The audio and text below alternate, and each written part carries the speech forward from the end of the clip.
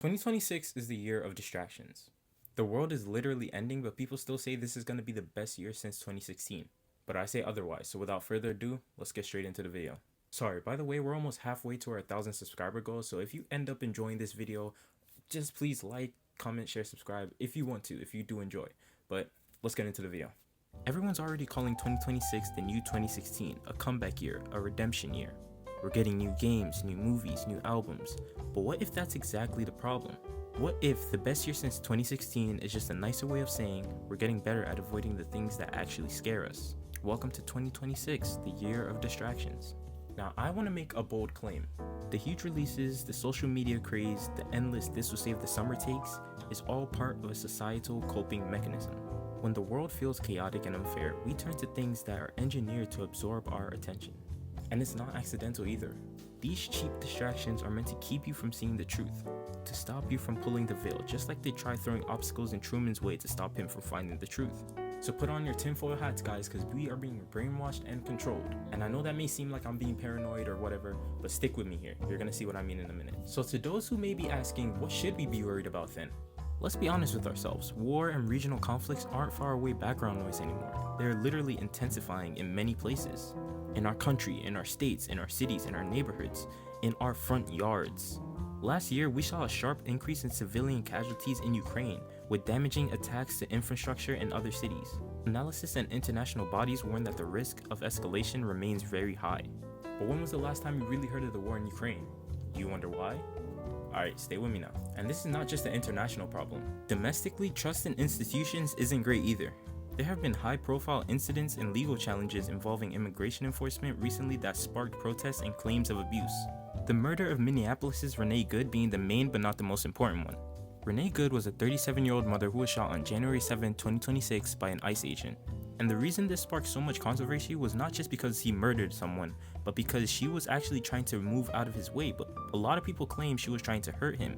They said she was using her vehicle as a weapon even though in video footage she was moving out of the way to drive away from them. I guess now we're run by ninjas in masks who just come out of their car with weapons being like, yo, come out of your vehicle. How do I know this isn't the cartel? Anyways, rest in peace Renee Good and all the other people who lost their lives to ICE agents. Advocacy groups have documented inhumane conditions and physical abuse in detention centers, and public outrage has followed several shootings and confrontations.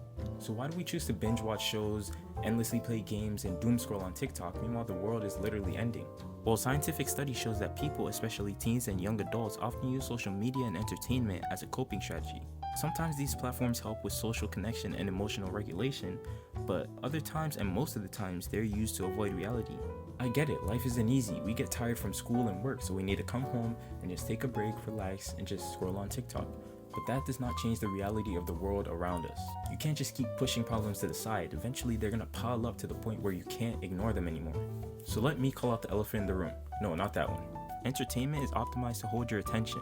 That's why the first couple of seconds to everyone's video has just some crazy wild stuff happening just so that you keep on watching. Or at the beginning of the video, they promise something at the end like, yo, keep watching, the last one's gonna be crazy. Game studios, film companies, social media platforms, and major labels are in the business of creating hooks, updates, and dopamine loops. They don't exist to console you, they don't care about you, they exist to keep you engaged. And this matters because when big corporations engineer even more immersive distractions, the outrage meter goes down while the engagement one goes up. They just keep you hooked, guys. And history has shown us that when societies face trouble, culture doesn't stop entertainment system. It gets us Shooting out of that serious. depression. In the 1930s, escapist films boomed. Munitions In the at us. 2000s, reality TV surged after 9/11. Even during the I'm right Great behind you. Depression, comic books and movies are what got us out of that depression. That- So claiming 2026 will be the new golden era is both optimistic and hopeful, but very blind. Hope is powerful, but it can be a blindfold if it keeps us from seeing reality and the hard problems we try to ignore. Now, I'm not saying people should stop making great music and movies and all that stuff. I'm just as hype as all of you are. I've been waiting for the release of GTA 6 since whatever year I started playing GTA 5. But we can't keep letting these new, cool, and great things distract us from reality. You wanna know why? Because distractions have measurable costs. News avoidance can reduce civic participation. Fewer people vote, fewer people show up at community meetings, fewer people pressure elected officials to give them their rights. And this can widen information gaps. The few people who remain engaged get radicalized views while the majority shifts to curated comfort, aka the new popular game or meme.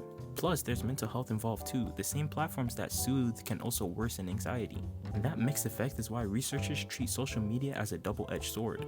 It can help you, but it also harms you. Alright, Wumps, then what do we do then? Well, I recommend redirect your attention. Don't pretend to delete it, don't push stuff away. Media and creators can make distractions that nudges you towards action. Think about emotionally powerful films that teach you something in the end, give you a little thing you can use for the rest of your life. Or creators who pair entertainment with explainers at fundraisers who raise awareness to stuff that are going on around us. When I watched Vinland Saga, for example, I started to see the world in a different way around me. And as corny as that may sound, it is true. We tend to gravitate towards the things we watch and hear. And that's why advertisers know you don't immediately buy a product after watching their ad, but it keeps you aware and informed of their company, which can influence future purchases. So here's my challenge for 2026. Enjoy the entertainment, but treat your attention like money. Budget it. Spend some on joy, yes, but allocate some of it to bearing awareness, to learning the facts, to holding power to your account. Let's stop pretending that the year will be fixed by a new song or a GTA release. It's deeper than that. So that's about it. That's the end of the video. If you did enjoy, you can like, comment, share, all that stuff. Help us get to our 1,000 subscriber goal. And is that all I have to say? Yeah, I'll see you in the comments. I always respond to comments. So that's about it. Peace.